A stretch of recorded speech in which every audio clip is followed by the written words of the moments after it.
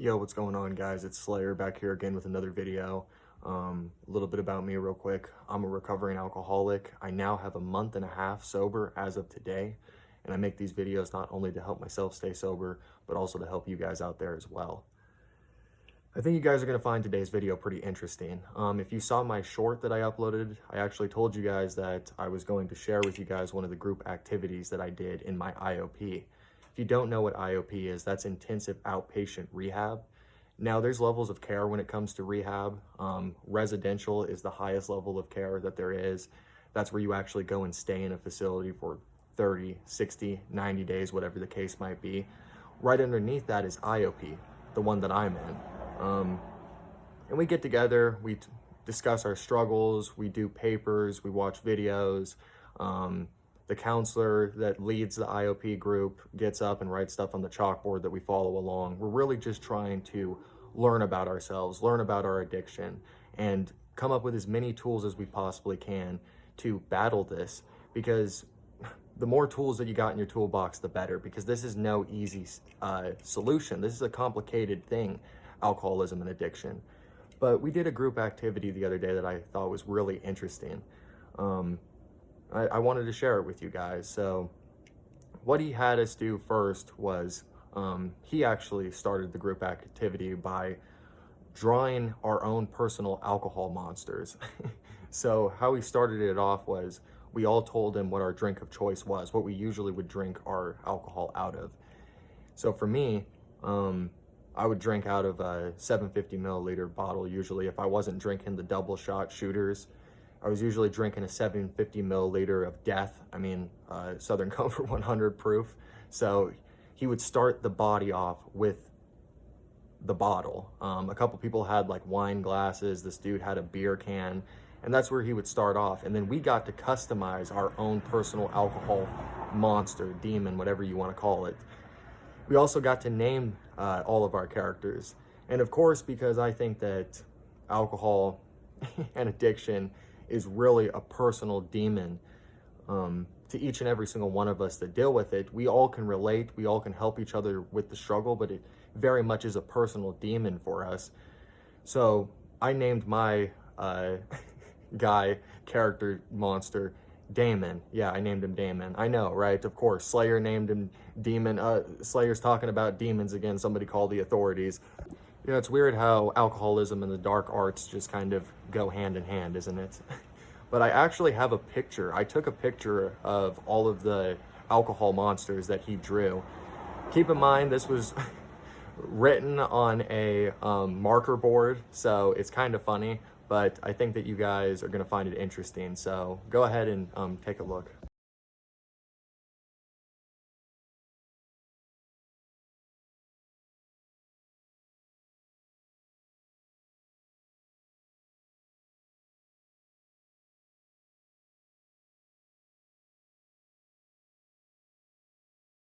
Now, I probably didn't even need to tell you guys which one was mine. You probably would have just known. And I know that the drawings are pretty funny, but it was actually really interesting giving our addictions a body, putting our addictions in a physical form that we could observe from the outside, even if it was just in a funny drawing. The second part of the activity is really what I wanted to talk about today, though. He had us, for the second part, he had us write 2 letters.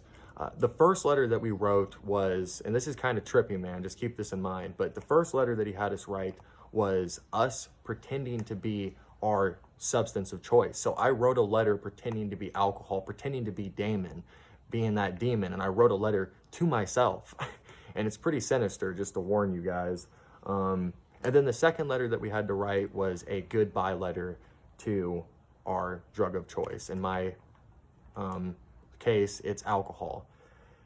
Now, we had about 10 to 15 minutes each for each one of these letters. We were kind of rushed, so these aren't the most in-depth Shakespearean letters by any means, but I just wanted to share this with you guys because I thought that you would find it interesting.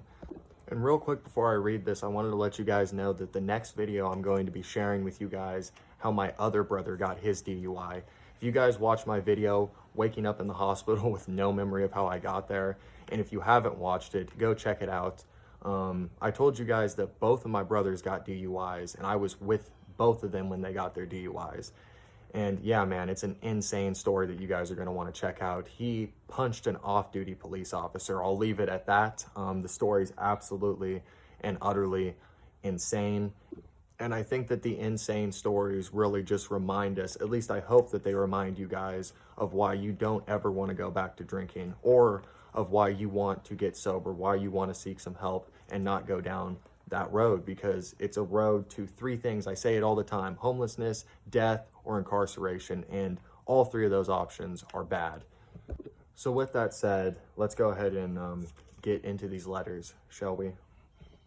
So the first one that I'm going to read is the one that I wrote in the perspective of alcohol, the perspective of Damon, to myself. Again, we wrote these in like 10 to 15 minutes. They're not the most in-depth letters. I probably should sit down and write more in-depth letters. I know that LD did a goodbye letter to alcohol, and it's one of my favorite videos that he's ever done. If you guys haven't checked that video out, go check it out. Also, shout out to LD. I heard that he's out of the hospital. Those prayers worked. That's absolutely awesome to see.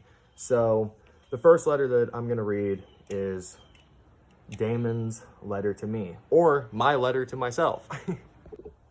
But no, for real. The first letter starts out like this. And again, this is alcohol's letter to me. Dear Slayer, I miss you. It's been a while since we've hung out. Don't you miss me too? Remember all the fun that we had? Have you forgotten? Have you forgotten how I take your anxiety away? Have you forgotten how I take your depression away? I make it easier for you to talk to women. It was me who was there when you were depressed. It was me who lifted you up when your girlfriend left you and your brother backstabbed you. I promise to enhance your life. That's all I've done, isn't it? You can trust me, I swear. Come back to me.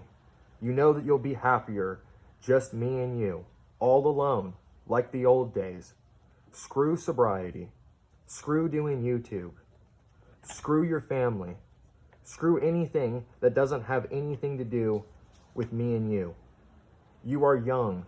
You have plenty of time left. Your whole life ahead of you. I'll be waiting for you when you decide to return. Love, Damon. So yeah, man, it's like I said, even though it's not the most in-depth letter, I got chills right now just reading that, because that's really how my addiction speaks to me. It's manipulative, it's condescending, it's just outright demonic. That's the only way to put it.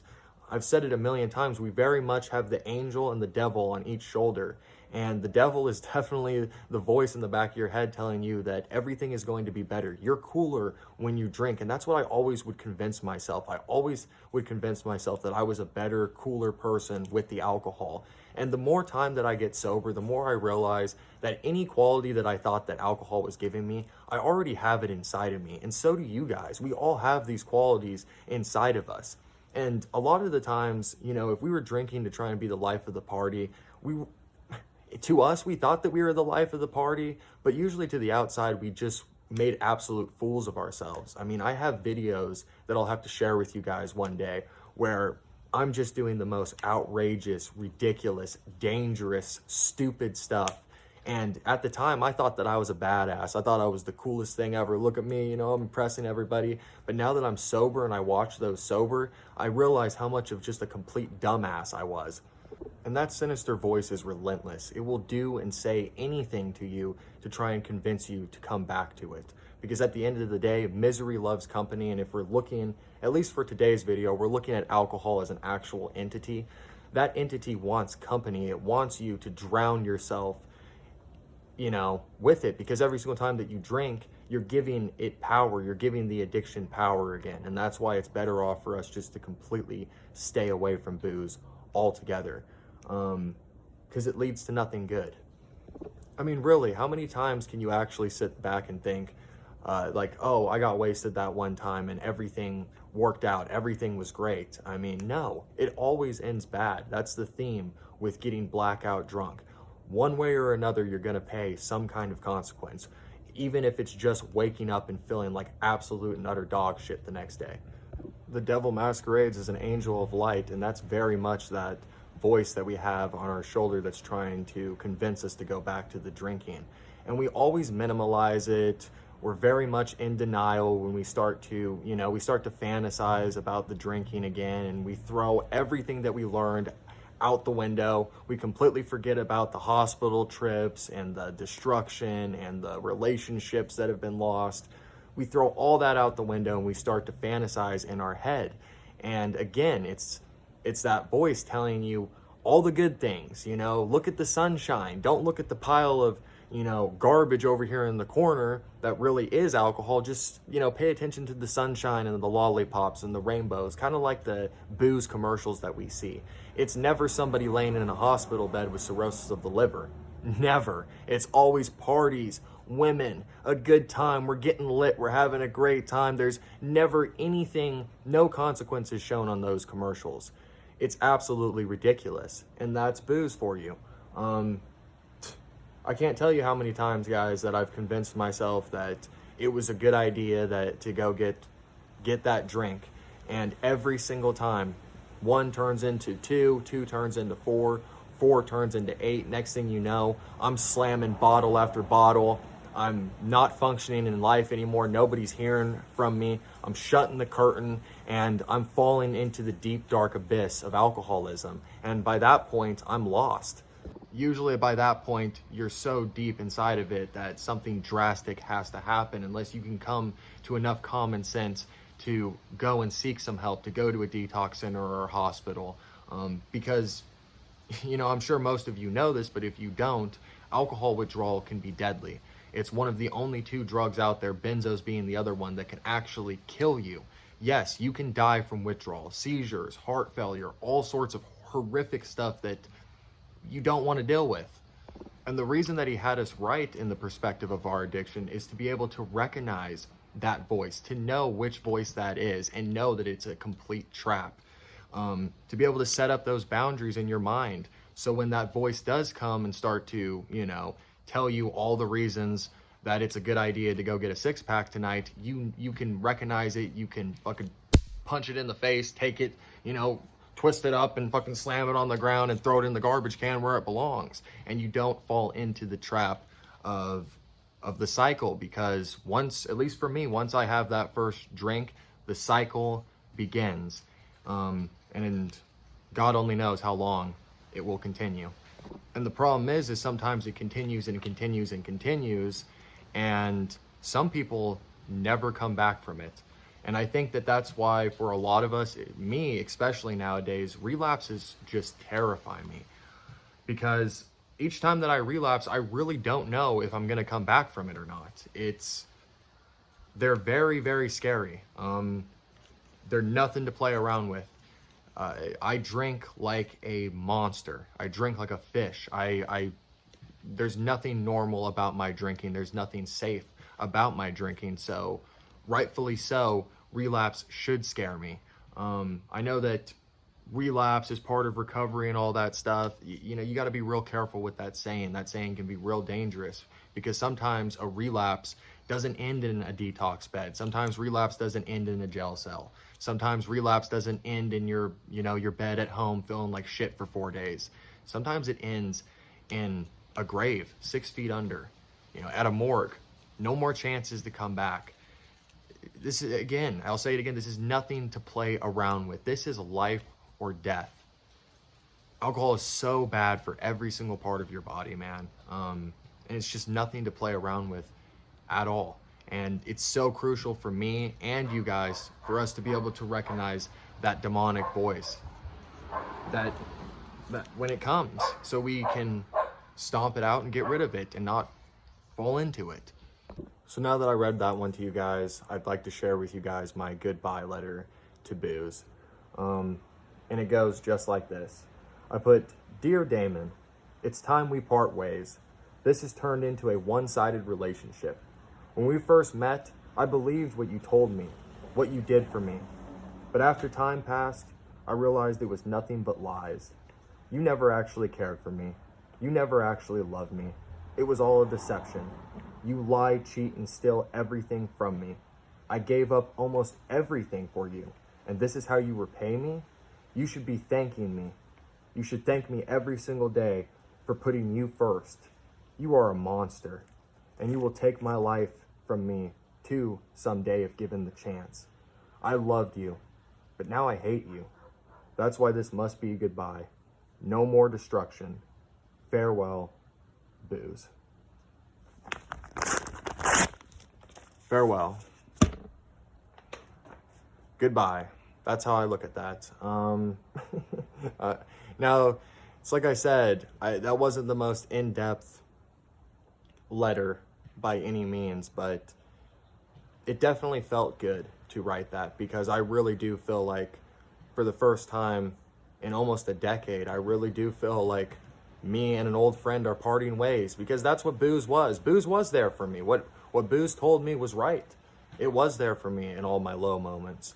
But it never told me that it was the reason for 90% of those low moments. It was the reason that I was depressed. It was the reason that I was in all these horrible situations and I lost my girlfriend and all these other things.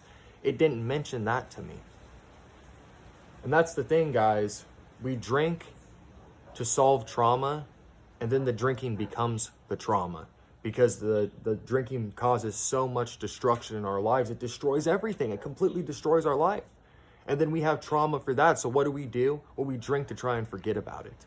Because we don't want to, pay any attention to the fact that we've completely destroyed our life. That it's like we're sitting in a house that's on fire and everything's burning up around us, and we're just sitting there reading a newspaper or something, acting like everything's fine when it's not. There has been nothing okay with my drinking for years now. Nothing about it. Nothing that I can sit here and say, oh, this reason justifies it, or that makes it okay. Absolutely no reason.